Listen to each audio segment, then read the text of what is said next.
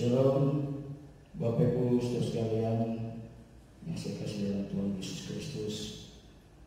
Hari ini kita akan merayakan perayaan Jumat Agung, kematian Tuhan Yesus di atas kayu salib yang biasanya kita adakan bersama-sama dengan jemaat di tempat ini di gereja. Hari ini karena situasi kondisi kita yang tidak membuat kita nyaman dan hal yang kita inginkan, biarlah kita walaupun berbeda tempat kita, kami yang ada di gereja ini, Bapak Ibu Saudara di rumah, kita tetap melakukan persekutuan kita dengan Tuhan melalui ibadah Jumat Agung pagi ini.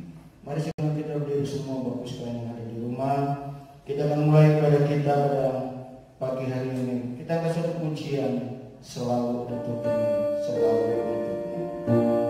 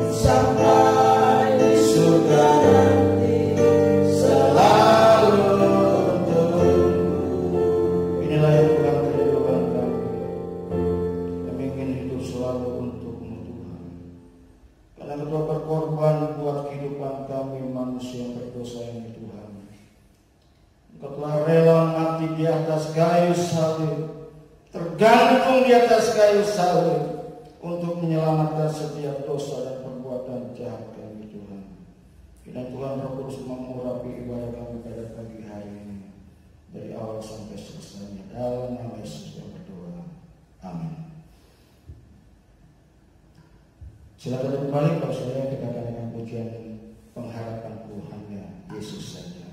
Dialah satu-satunya pengharapan kita yang telah rela mati di atas kayu salib buat menebus dan menyelamatkan kita. Pengharapan. Haleluya. Yeah.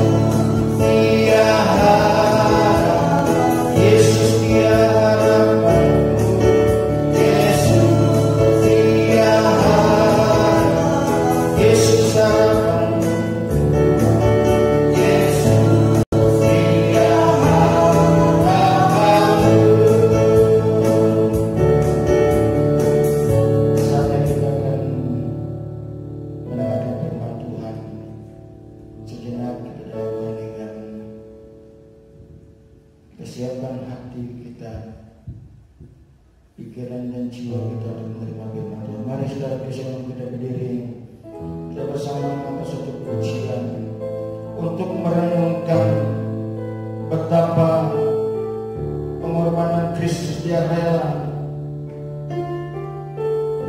menjalani perjalanan Via Dolorosa dari Nazaret sampai ke Golgota.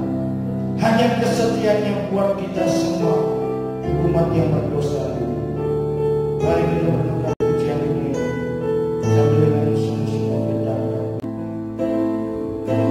ucapkan janji segenap jiwa cintaku abadi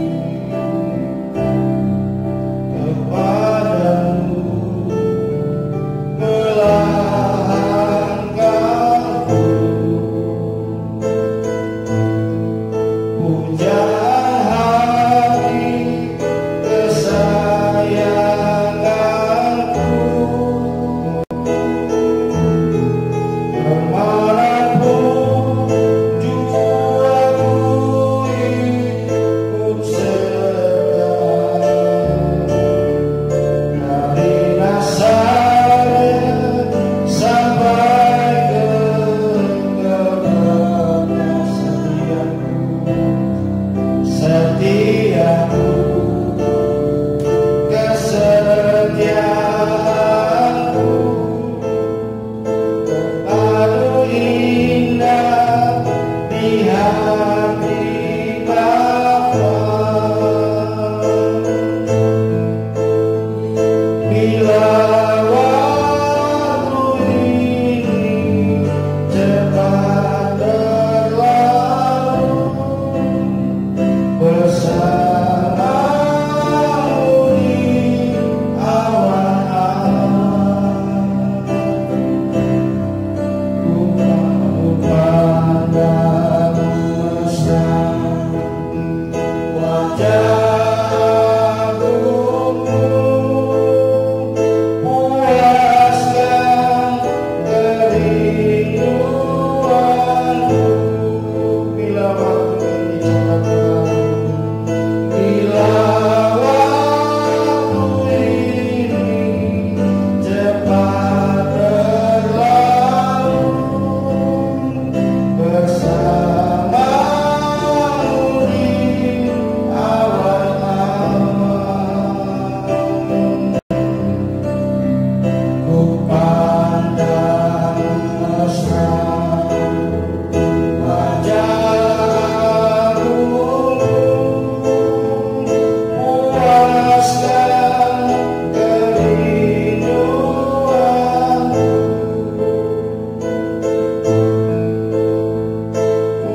puaskan kerinduanku. Sama Tuhan, kami mendengarkan firman-Mu. Urapi hamba-Mu, urapi seluruh umat-Mu dimanapun mereka berada. Dalam nama Yesus kami sambut firman-Mu. Amin. Bapak sekalian, saya akan mendengarkan firman Tuhan yang akan saya sampaikan dalam kesempatan ini, dalam suatu peristiwa yang sungguh-sungguh membuat kita setiap umat yang percaya kepada Tuhan mengingat tentang kasih Bapa di surga yang begitu besar buat kita sekalian. Di dalam Injil Yohanes pasal yang ketiga 16 katakan, karena begitu besar kasih Bapa di surga yang diberikan anak tunggalnya kepada kita sekalian, supaya setiap orang yang percaya kepadanya tidak binasa, melainkan beroleh hidup yang kekal.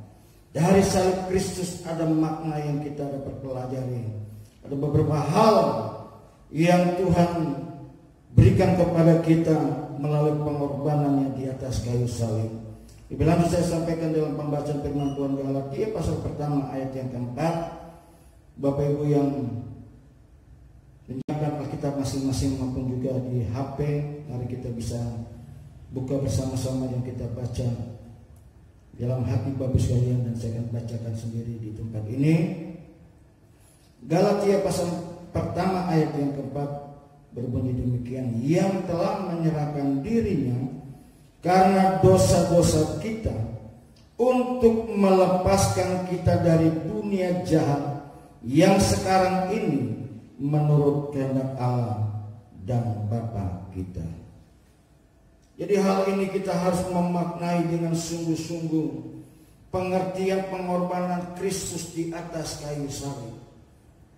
Tidak hanya begitu kita melewati dengan segala kebijakan kita yang tidak mempunyai arti dan mempunyai tujuan yang pasti.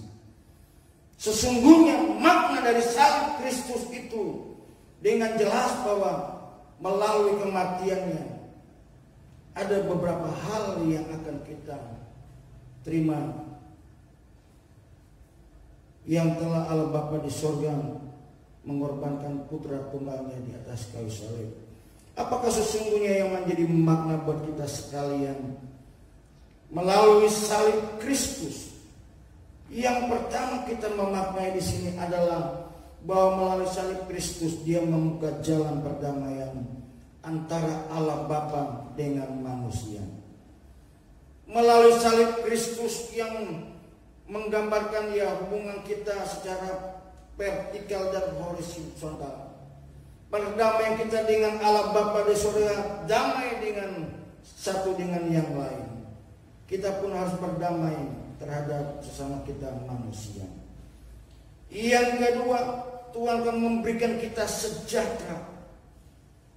Allah memberikan kita damai sejahtera tanpa rasa takut lagi kita, maupun kita merasa bersalah untuk menghadap pencipta langit Bapa di surga, dengan sehingga kita dapat menyebutnya ya Allah Bapa, Bapakku yang ada di surga. Yang ketiga, melalui salib Kristus di atas kayu salib Yesus mencucurkan darahnya. Melalui bilur-bilur Yesus segala penyakit kita akan disembuhkan. Jadi ada 3 makna dari salib Kristus yang perlu kita ketahui bersama. Jadi Bapak Yesus sekalian, mari kita mempelajari bahwa tidak semena-mena kita menerima arti salib Kristus buat kita sekalian. Lebih jauh dalam pembacaan firman Allah yang terdapat dalam Ibrani pasal yang ke-10. Ya, mari lihat kembali Ibrani 10 ayat yang ke-19 dan ayat yang ke-20. Di sana berbunyi demikian. Jadi saudara-saudara, oleh darah Yesus kita sekarang penuh keberanian dapat masuk ke dalam tempat kudus, karena ia telah membuka jalan yang baru dan yang hidup bagi kita melalui tabir, yaitu dirinya sendiri. Tabir yang telah dibuka melalui kematian Tuhan Yesus Kristus. Yaitulah kita harus merayakan dengan sungguh-sungguh setiap tahun, memperingati kematian Tuhan. Kalau 2000 tahun yang lalu, yang dengan jelas dia melalui kehidupan secara nyata, dia mati. Sebelum mati dia disalibkan dengan melalui perjalanan Via Dolorosa, perjalanan salib. Yesus memikul salib yang seharusnya dia tidak pantas melakukan hal tersebut, tetapi dia rela melakukan hal tersebut hanya untuk keselamatan jiwa kita yang berdosa ini. Namun kita melihat ketika Yesus memanggul salib itu, dia tidak mampu dan tidak sanggup. Dengan dipaksanya seseorang yang namanya Simon orang Kirene. Simon tercatat namanya di Alkitab, walaupun secara paksa oleh tentara Romawi dia memanggul salib Kristus tersebut. Dia harus memanggul salib kayu kasar yang mungkin berat, tapi dia dengan terpaksa dia pun melakukannya. Tetapi di balik terpaksa tersebut, nama dia tercatat di Alkitab. Bapak Ibu sekalian, marilah kita mempelajari hal yang pertama tadi saya katakan, tujuan dan makna salib Kristus. Dia membuka jalan buat kita, ada perdamaian antara kita dengan Allah Bapa di surga. Maksudnya di sini, kita yang telah melanggar, telah berbuat dosa, dengan diwarisi oleh nenek moyang kita Adam dan Hawa, dan kita menerima warisan dosa tersebut, itu harus kita jalani untuk menerima pengampunan di atas kayu salib dengan sikap hati dan pikiran kita. Makanya jiwa itu yang harus kita pertanggungjawabkan untuk menerima keselamatan itu. Alkitab katakan bahwa kita dari debu akan kembali kepada debu. Tubuh kita ini mati akan masuk ke liang lahat, masuk ke kuburan, masuk ke lubang tanah. Tetapi roh kita kembali kepada penciptanya Allah Bapa di surga. Tapi jiwa kita yang punya pikiran, perasaan dan kehendak harus diadili, harus menerima penghakiman hakimnya Tuhan Yesus sendiri. Jadi kita mengenali, mengiring Yesus harus melalui sikap hati dan pikiran kita. Namun banyak orang yang khususnya buat para ibu-ibu dan wanita berjalan dengan perasaannya. Perasaannya seorang wanita terlalu sensitif. Lain dengan laki-laki, dengan bapak-bapak yang tanpa perasaan. Mari kita melihat di sini. Maka sebab itu kita mengiring Yesus, melayani Tuhan, perlu dengan sikap hati, perlu dengan pikiran. Bukan sembarang kita memikir hal-hal yang tidak berkenan kepada Allah Bapa di surga. Tapi pikiran kita harus tertuju. Kita memikirkan jiwa-jiwa untuk keselamatan mereka, sehingga kita bersama-sama dapat berjumpa kembali di langit baru, bumi yang baru. Haleluya. Hal yang kedua, dengan segala tindakan dan perbuatan kita. Kristen bukan hanya kita selamat karena menerima kasih karunia Yesus Kristus melalui kematiannya di atas kayu salib. Setelah kita diselamatkan melalui kematian Yesus di atas kayu salib, harus ada tindakan dan perbuatan nyata kita. Yesus katakan, hendaklah kita mengasihi. Firman Tuhan mengatakan bahwa kita mengasihi Allah Bapa di surga. Hukum yang kedua, kasihilah sesama manusia seperti dirimu sendiri. Secara konkret kita harus mengasihi sesama kita. Kerjakanlah keselamatanmu dengan takut dan gentar. Jadi bukan hanya kita percuma, bukan hanya diberikan keselamatan secara cuma-cuma, tetapi kita diselamatkan harus ada tindakan perbuatan nyata. Tanpa hal tersebut, tanpa hal tersebut, keselamatan yang Allah Bapa berikan kurang pas di dalam kami. Dan hal yang ketiga, Dia akan memberikan kita perangai yang baru. Ini ayat perlu kita baca. Kehidupan kita yang lama, yang telah kehilangan kemuliaan Allah Bapa di surga, sehingga melalui kematian Kristus di atas kayu salib, Dia akan memberikan kita perangai yang baru. Dalam kitab 2 Korintus pasal yang kelima, 2 Korintus pasal yang kelima ayat yang ke-17, katakan di sini. Jadi siapa yang ada di dalam Kristus, ia adalah ciptaan baru. Yang lama sudah berlalu, sesungguhnya yang baru sudah datang. Jadi Tuhan melalui kematiannya, Yesus melalui kematiannya, Dia memberikan kita perangai yang baru. Kehidupan kita yang lama harus kita tanggalkan, harus kita buang jauh-jauh. Sikap yang tidak berkenan kepada Allah Bapa di surga, sebab kita adalah ciptaan yang baru. Di dalamnya ada Kristus hidup di dalam kehidupan kita. Galatia 2 ayat yang ke-20. Hidupku bukan aku lagi, tapi Kristus yang ada di dalam aku, itulah yang aku jalani. Jadi kalau Kristus ada dalam hidup kita, yang telah rela mati di atas kayu salib, kita harus memiliki perangai yang baru. Kita telah diciptakan dengan ciptaan yang baru. Hal yang keempat, tadi saya katakan dengan jelas, kita harus berdamai dengan Allah. Karena antara hubungan kita dengan Bapa di surga telah dirusak oleh setan.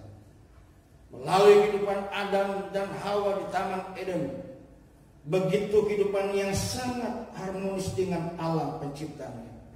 Tapi ular, setan yang berbentuk ular tersebut tidak mengingini antara hubungan Bapa di surga melalui dengan hubungan dengan Adam dan Hawa. Dirusaknya hubungan yang baik. Ditawarkannya melalui sebuah pohon pengetahuan baik dan jahat. Inilah kehidupan nyata bagi setiap kita. Kita harus diperdamaikan dengan Allah. Dan hal yang kedua, kita berdamai satu dengan yang lain. Memang setan tidak suka dengan kehidupan manusia di bumi ini mengalami damai. Setan menginginkan manusia itu ribut, perang antara saudara, perang antara gang, perang antara kampung dan lain sebagainya. Tetapi kedatangan Tuhan yang berjanji bahwa akan memberikan damai sejahtera buat kita. Melalui kematian Yesus, Dia bangkit. Pada hari yang ketiga Tuhan akan bangkit dari kematian. Dia datang damai sejahtera bagi kamu. Hal yang kedua tentang makna salib Kristus. Hal yang kedua membawa kita untuk balik kepadanya. Untuk balik kepada Allah Bapa di surga. Dia janjikan kepada kita sekalian bahwa kita diangkatnya, diadopsi menjadi anak-anak Allah. Yang artinya kita ada hubungan saudara dengan Kristus, Putra Allah yang tunggal. Kita pun dijadikannya sebagai anak-anak Tuhan. Artinya kita pun juga mempunyai hak waris yang sama yang diberikan kepada Tuhan Yesus Kristus. Ia membawa kita kepada Allah bukan sebagai seorang kriminal penjahat, tetapi dikatakan Dia membawa kita sebagai anak-anak tebusan. Dalam kitab Roma pasal yang ke-8, mari kita lihat kembali.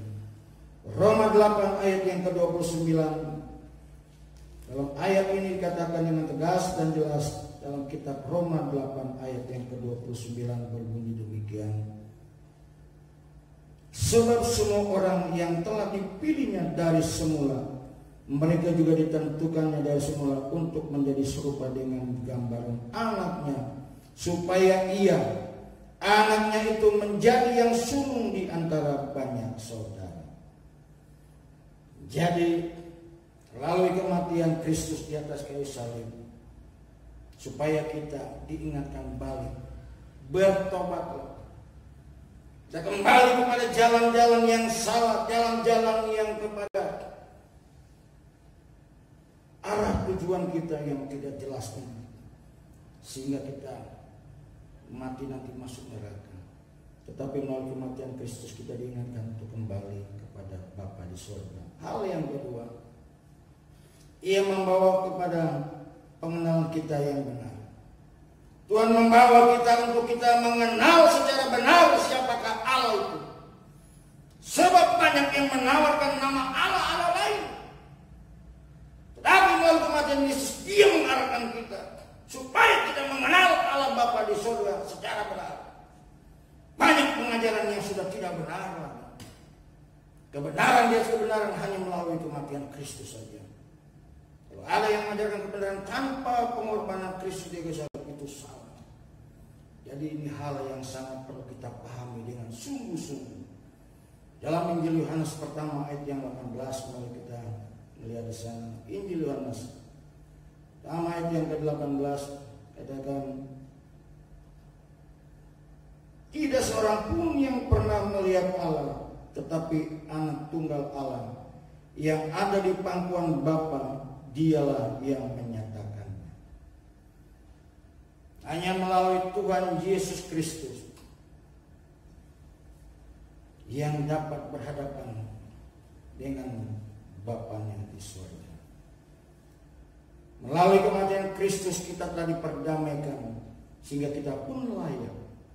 Kita pun layak untuk mengenal Allah Bapa yang sesungguhnya melalui kebenaran firman Tuhan yang kita baca, kita renungkan.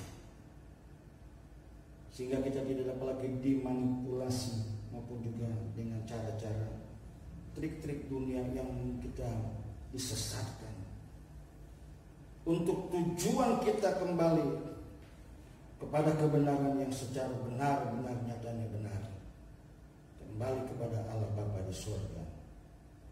Hal yang ketiga dari perihal kedua, makna salib Kristus, ia membawa kita untuk kembali menerima kasih karunia Tuhan.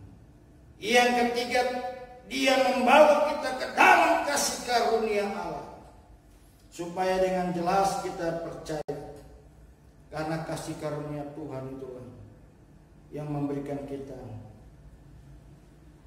kesempatan untuk dapat memperoleh segala apapun yang Tuhan katakan kepada kita melalui kasih karunia Allah Bapa di surga. Kita telah menerima keselamatan, tetapi sesungguhnya keselamatan itu harus kita kerjakan dengan suatu tindakan perbuatan yang nyata. Hal yang ketiga, namun kita baca dulu dalam ayat dalam Alkitab ini, Efesus pasal yang pertama ayat yang ke-6. Kalau lebih jelas lagi kita memahami Efesus 1 ayat yang ke-6, katakan,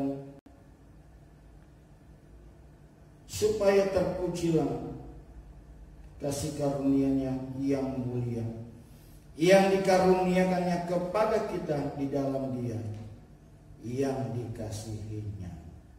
Kitalah adalah umat-umat yang Tuhan kasihi. Kita adalah umat-umat perjanjian yang telah menjanjikan kepada kita semua kita akan memperoleh kehidupan yang kekal. Maka sebab itu saya sampaikan kepada Bapak sekalian, khususnya jemaat Bibor Panas, kita bukan hanya memikirkan kehidupan di bumi ini. Pikirkanlah tentang kekekalan tersebut. Melalui kematian Kristus di atas kayu salib, Dia membuka tabir, membuka jalan untuk kita memperoleh kehidupan yang kekal. Yang ketiga, makna salib Kristus yang ketiga adalah Dia akan memberikan kita satu jaminan untuk kita memperoleh kesembuhan dari segala penyakit kita. Bukan hanya kesembuhan dari penyakit secara tubuh jasmani ini, tapi Dia menyembuhkan segala kesusahan kita. Dia memberikan kita penghiburan. Manakala kita menghadapi persoalan dan pergumulan dalam hidup ini, Dia memberikan kita jalan keluar. Karena itu Bapak Ibu sekalian, kalau kita sudah ditentukan mempunyai hak menjadi anak-anak Allah, maka kita bisa memohon, meminta, bukan mengklaim. Banyak orang berkata, saya klaim janji Tuhan, klaim. Kita tidak perlu mengklaim tentang janji Tuhan. Kalau kita sebagai anak yang dikasihinya, seperti manusia, saya punya anak, dia 2 anak, enggak perlu dia klaim, tapi gua klaim janji lu ya, enggak perlu. Kalau memang kita sebagai anak yang dikasih oleh Bapa, tanpa meminta pun kita pasti diberi. Kita sakit, gak perlu kita meraung, Tuhan sembuhkanlah penyakitku. Dia adalah Allah yang Maha Tahu. Segala penderitaan kita seperti Yesus Kristus yang telah rela menderita sebagai putra tunggal. Dia rela menderita. Dia mengalami kesengsaraan, harus melewati jalan Via Dolorosa. Dia harus jalan dari Nazaret sampai ke Bukit Golgota. Di atas kayu salib, sampai Dia katakan, Elo, Elo, lama sabachthani. Ya Allahku, mengapa Engkau tinggalkan aku? Jikalau kita sebagai anak, artinya kita sewaris dengan Tuhan Yesus Kristus. Bukan hanya warisan tentang masalah harta dunia ini, tetapi Dia menjanjikan kita sewaris dengan Tuhan Yesus. Artinya tentang keselamatan. Kita akan diselamatkan dari dunia yang penuh dengan kesusahan dan kesulitan ini. Maka di surga tidak ada lagi kita mengalami rata dan tangis. Di sana kita akan bersuka cita bersama dengan Tuhan Yesus Kristus. Dan hal yang kedua, kita harus menerima warisan yang seperti yang diterima oleh Tuhan Yesus Kristus. Apakah itu? Warisan tentang perjalanan Via Dolorosa, perjalanan salib. Kita harus juga rela, bahkan harus siap menerima perjalanan salib seperti yang dialami Tuhan Yesus Kristus. Kita harus rela menderita selama kita hidup di bumi ini. Jangan hanya kita mengklaim janji Tuhan tentang berkat-berkat secara jasmani. Pernahkah kita mengklaim Tuhan berikan aku penderitaan, berikan aku kesengsaraan? Dan pujian sengsara, ya, sesungguhnya bahwa Yesus telah mengalami sengsara selama dia hidup di bumi ini. Sesungguhnya tidak ada bahagia tanpa derita, tiada mahkota tanpa salib. Karena itu Bapak Ibu sekalian, biarlah kita mengerti tentang makna arti dari salib Kristus itu. Seringkali kan kita tiap tahun merayakan Jumat Agung, intinya kita yang lain melakukan perjamuan kudus, mengingat saja, mengingat, tapi kita tidak pernah memaknainya, tidak pernah melaksanakan apa yang telah Tuhan Yesus lakukan, Tuhan Yesus perbuat di dalam kesengsaraannya maupun perjalanan penderitaannya. Persiapanlah hati kita Bapak sekalian. Kita akan masuk dalam perjamuan kudus dengan menerima roti dan anggur perjamuan kudus ini. Ayat yang terakhir yang saya sampaikan dalam Galatia 4 ayat yang keempat dan kelima. Tetapi setelah genap waktunya, maka Allah mengutus anaknya yang lahir dari seorang perawan dan takluk kepada hukum Taurat. Ia diutus untuk menebus mereka yang takluk kepada hukum Taurat, supaya kita diterima menjadi anak-anaknya. Amin buat firman Tuhan. Mari Bapak sekalian, jangan menerima roti dan anggur perjamuan kudus. Bapak Ibu sekalian yang telah menerima roti dan anggur perjamuan kudus di rumah, marilah kita bersama-sama mempersiapkan melalui tubuh dan darah Tuhan Yesus Kristus. Kita menerima suatu kelegaan, kepuasan daripadanya.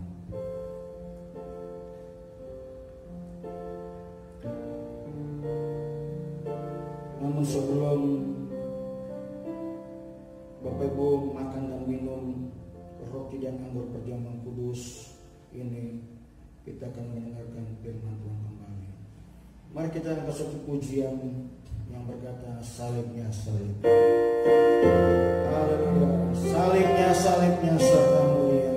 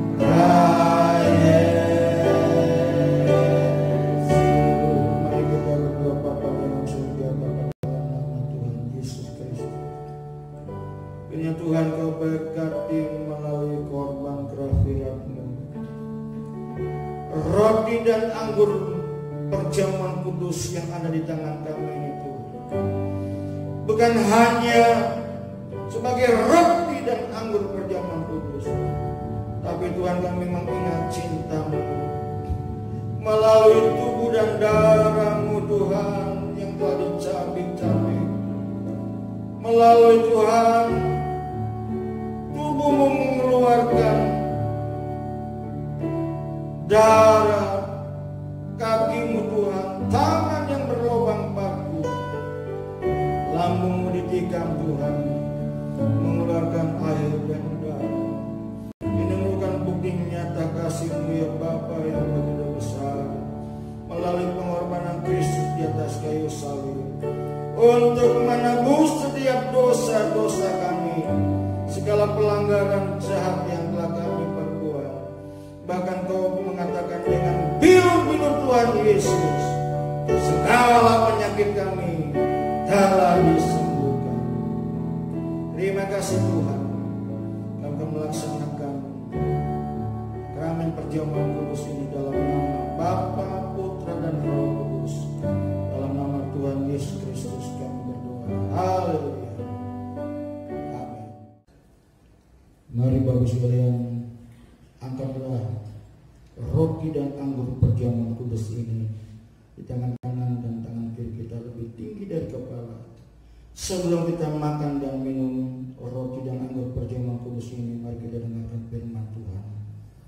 Sebab apa yang telah kuteruskan kepadamu telah kuterima dari Tuhan, yaitu bahwa Tuhan Yesus pada malam waktu Ia diserahkan mengambil roti, dan sesudah itu Ia mengucap syukur atasnya.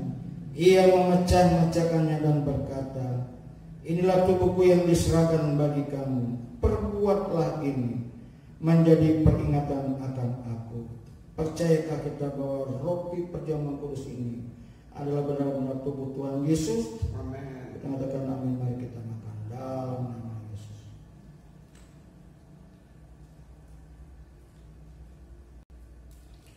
Terima kasih. Terima kasih. Terima kasih buat Tuhan. Pujilah nama. Mari kita angkat anggur perjamuan kudus ini.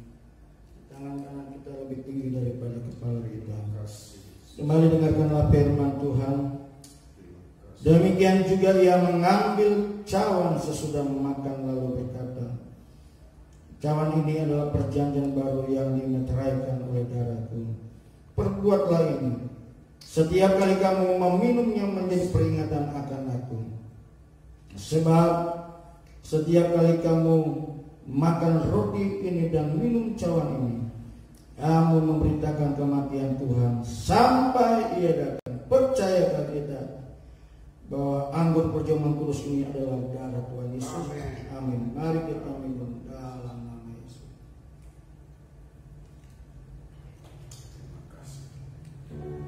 Mari kita sembah Dia. Haleluya. Haleluya. Ialah Masyande.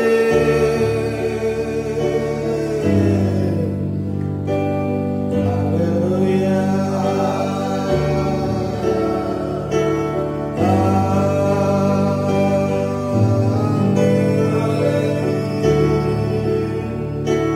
Oh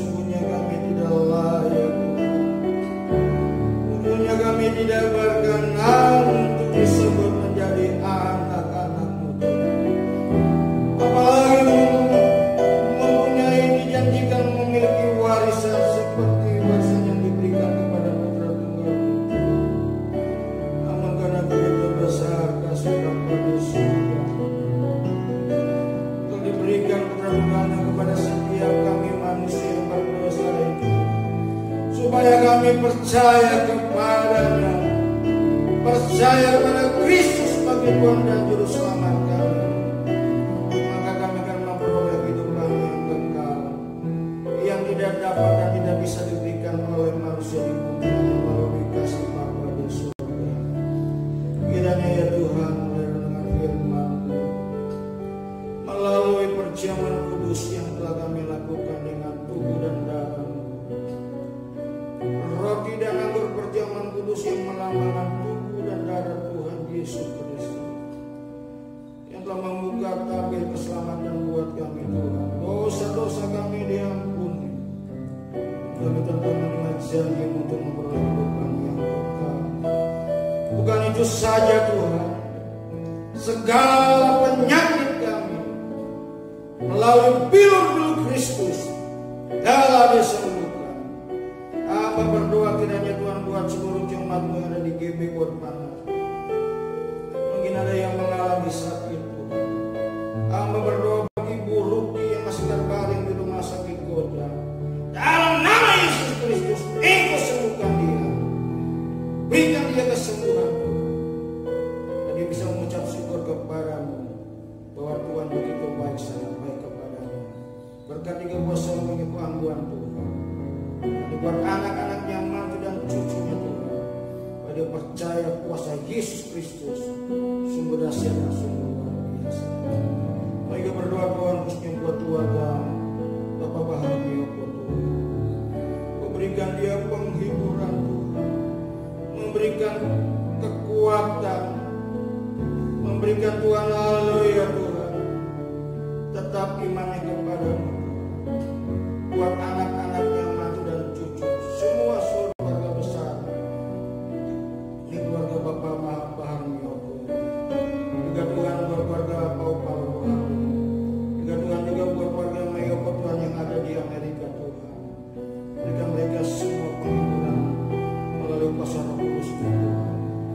Kalau di hari yang lalu kami berdoa Ibu Lydia Miko yang sedang sakit, tapi Tuhan beberapa hari yang lalu maksud Tuhan tidak hanya menemukan, tapi Tuhan lebih jauh mempunyai maksud supaya anak kekasih-Mu ini Tuhan, hamba-Mu Ibu Lydia Miko, dia telah terlepas dari segala jernih lelah dan kecapaiannya Tuhan, sehingga dia kembali kepada-Mu Tuhan, pulang ke rumah yang telah Bapa sediakan buat Tuhan. Terima kasih Tuhan, berikan kami kepuasan dari kedahagaan jiwa kami Tuhan. Seluruh jemaat anggota GB Korban yang ada di ruang gereja ini maupun Tuhan yang ada di rumah mereka masing-masing, Tuhan Yesus memberkati mereka semua. Yang sakit disembuhkan, yang lemah dikuatkan, yang susah diberikan penghiburan. Berkati usaha pekerjaan mereka Tuhan. Selama beberapa waktu pekan ini Tuhan, melalui mungkin Tuhan wabah pandemi virus corona, kami tidak dapat beraktivitas Tuhan. Kami tidak bisa Tuhan bekerja untuk mendapatkan uang, tapi kami tahu Tuhan pemeliharaan-Mu Tuhan sungguh luar biasa, melebihi seperti burung di udara yang Tuhan pelihara. Bunga bakul di padang melebihi keindahannya daripada pakaiannya Salomo. Kami sebagai umat pilihan-Mu Tuhan, kami sebagai anak-anak-Mu Tuhan, Engkau akan tetap pelihara kami, jagai kami dengan kesehatan Tuhan. Lindungi kami dengan para malaikat sorgawi, malaikat perang akan menjaga kami keluar masuk dari rumah kami masing-masing. Tuhan menjaga kami. Kau halau kami dari virus corona Tuhan, dari COVID-19 dalam nama Yesus. Tuhan berkati bangsa kami, negeri ini Tuhan, Indonesia. Tuhan, dari wabah virus corona ini. Berkati buat Presiden kami Bapak Jokowi, Wakil Bapak Menteri, seluruh staf-Mu Tuhan. Kau berikan mereka hikmat marifat yang dari surga untuk menanggulangi Tuhan, untuk keluar haleluya Tuhan dari masalah virus corona ini Tuhan, sehingga di dalamnya Tuhan kuasa Yesus Kristus dapat dinyatakan Tuhan. Dengan cara yang Tuhan mungkin dalam maksud Allah yang sungguh-sungguh di luar pikiran manusia Tuhan, dengan melalui jalan tersebut supaya setiap orang boleh mengenal nama di atas nama Yesus Kristus sebagai Tuhan dan Juru Selamat mereka. Sebab di bawah kolong langit ini tidak ada nama yang dapat menyelamatkan kami untuk masuk surga, hanya melalui nama Tuhan Yesus Kristus. Dan kami yang telah percaya kepadamu mulai berbalik dari segala dosa dan perbuatan kami, memohon ampun daripadamu dengan kerendahan hati kami, sehingga kami melihat pemulihan terjadi. Pemulihan terjadi di negeri kami Indonesia, Tuhan, dari wabah pandemi virus corona ini, Tuhan. Dan kami bisa melihat kemuliaan Allah dinyatakan di negeri ini, Tuhan. Terpujilah bagi nama-Mu Bapa, ampuni segala pelanggaran dosa perbuatan kami. Dalam nama Yesus Kristus kami berdoa dan mengucap syukur. Haleluya. Amin. Dengan sukacita yang Tuhan berikan kepada kita semua, setelah melakukan ibadah Jumat Agung pada pagi ini, pujian penyembahan kita yang kita nikmati Tuhan, bahkan firman Tuhan dan perjamuan kudus yang telah kita lakukan bersama, walaupun berbeda tempat. Kami tempat ini bahkan Bapak di rumah masing-masing. Saya ingatkan bagi Bapak sekalian yang telah diberkati oleh Tuhan, ingin dapat bisa memberikan persembahan dan memberikan perpuluhan ya untuk pelayanan pekerjaan Tuhan di tempat ini, bisa memberikan melalui nomor rekening yang tertera di bawah ini. Dan hal yang penting Bapak sekalian saya akan sampaikan, masih dalam ya kita waspada, berjaga-jaga virus corona yang mungkin masih bisa berlanjut sampai bulan Juni. Artinya kita masih belum bisa beribadah sampai bulan Juni. Maka sebab itu sebagai bahasa memesan, yang pertama tetap jaga kesehatan. Yang kedua, cuci tangan. Sering-sering cuci tangan. Jaga social distancing, jaga jarak paling minim 1 meter. Suami istri pun jaga 1 meter supaya tidak kena virus corona. Yang ketiga, saya pergi kemanapun juga pakai masker. Ini yang telah diberikan ketentuan oleh pemerintah. Yang tidak pakai masker di jalan ditangkap polisi. Saya nggak nakutin, tangkap polisi. Dan yang keempat, yang terakhir, tanggal 10, mulai hari ini tanggal 10 sampai 12, tanggal 12 hari Minggu, 3 hari pemerintah dan menetapkan PSBB. Ya, maksudnya apa itu? Ya, setengah Pembatasan dari lockdown, pembatasan sosial berskala besar. Kalau tidak penting sekali jangan keluar, ditangkap polisi lagi nanti. Ya. Yang penting saja yang masih perlu mau beli makanan boleh, nggak dilarang, tapi pakai masker, pergi sendiri, jangan boncengan, nanti dua-duanya kena virus. Ya. Warung-warung masih dibuka, untuk logistik masih pemerintah sediakan, tidak libur. Ya, jangan berkerumun, jangan berkelompok-kelompok kumpul-kumpul dengan skala lebih dari 5 orang. Ini udah perintah, ya, yang telah dilakukan oleh Presiden dan juga Menteri Kesehatan. Kita semua menjaga kesehatan, menjaga jarak. Kita percaya Tuhan Yesus pasti menolong kita semua. Tuhan pelihara kita keluar dari yang kesulitan yang besar ini tentang virus corona. Setelah kita keluar, kita merasa, waduh, haleluya, kita semua telah bebas dari hal tersebut. Tuhan pasti memberkati kita semua. Mari kita berdiri semua. Hari itu Paskah. Oh iya, hari Minggu lupa. Paskah. Ya. Hari Minggu jangan lupa. Tetap online. Tetap acara ibadah kita melalui online ya, bisa buka di YouTube, di televisi maupun juga di HP, di grup GB Bor Panas. Kalau punya ya masuk Indovision atau IndiHome, bisa buka di YouTube, di TV-nya masing-masing. Bisa lihat gambar saya. Haleluya. Ya. Tuhan memberkati. Hari Minggu kita tetap ibadah Paskah jam 8 pagi. Jam 8 pagi kita tidak melakukan perjamuan kudus, tapi Bapak Ibu yang ada di rumah akan terima telur Paskah. Ya, terima telur Paskah. Nanti telur akan dibawa ke rumah masing-masing. Yang tidak tahu alamatnya, tebus telur masing-masing. Makan sendiri. Puji Tuhan, mari kita berdiri semua. Kita akan akhiri baktian Jumat Agung pagi hari ini. Kita katakan, sebab Kau besar. Allah yang kita sembah, Allah yang besar, yang melebihi daripada segala ketakutan kita. Hari ini kita sungguh-sungguh katakan, Engkau adalah Allah yang besar. Sebab Kau besar. Haleluya. Kau besar, perbuatanmu ajaib, tiada seperti Engkau, tiada seperti Engkau. Sebab Kau besar, perbuatanmu ajaib, tiada seperti Engkau, tiada seperti Engkau. Sekali katakan, sebab Kau besar. Kau besar, perbuatanmu ajaib, tiada seperti Engkau,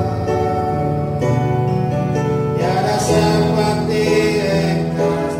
Kau besar, perbuatanmu ajaib, tiada seperti Engkau,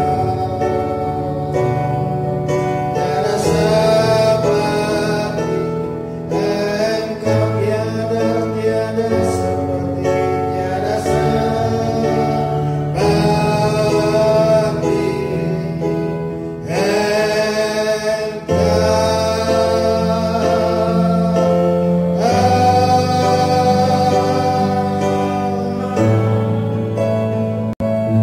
Kami mengucap syukur kepada-Mu.